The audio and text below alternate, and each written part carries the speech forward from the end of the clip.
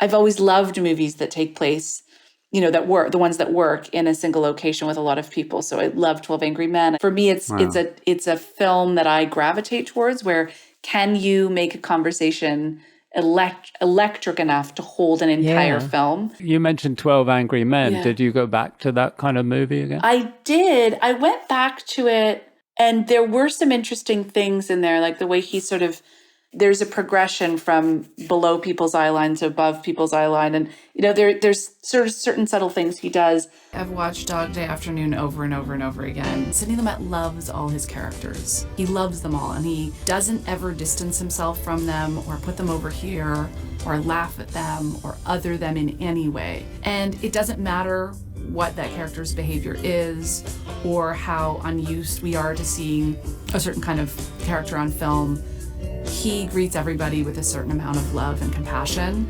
And that for me was revelatory. I saw it first probably 20 years ago. And I remember being riveted by Al Pacino's performance, and it made a big impression on me. But I didn't think about it beyond that. And then going back to it, I felt like I saw all of these things that were so profoundly important to me.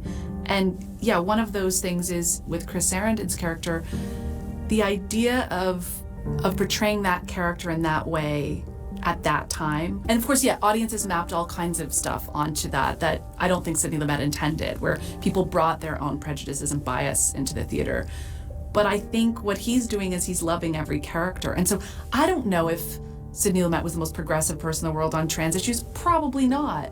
But I think if you have that base agenda that everyone is to be loved and respected in the story you're telling, what you're going to arrive at is positive about everybody, regardless of gender identification or race. I think what you're going to arrive at is a kind of equalizer. And I just feel like he approached his characters with this tremendous love and empathy and didn't seek to judge them. And I just think of so many filmmakers even today that I admire and love who would use a character like that, maybe not a trans character, but a character like that's kind of out of step somehow with mainstream society, as a moment, that could get a laugh, or a moment to distance, or a moment to sort of become a curiosity.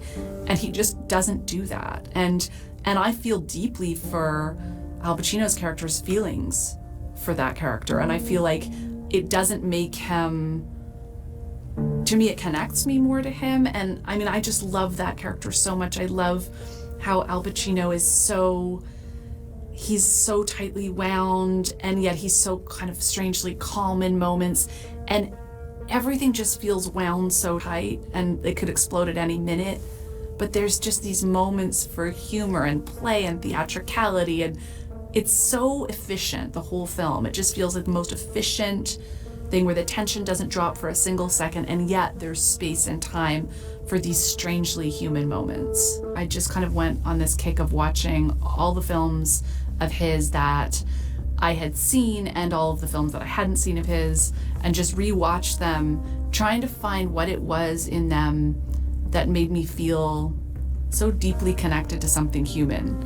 And it was that. And Dog Day Afternoon, I think, is also an amazing example of his ability to be modest and disappear himself as the filmmaker. If you really look at it carefully, the camera's always in exactly the right place, and the camera movements or positions are beautifully choreographed, but he doesn't need you to notice that. He never draws attention to himself.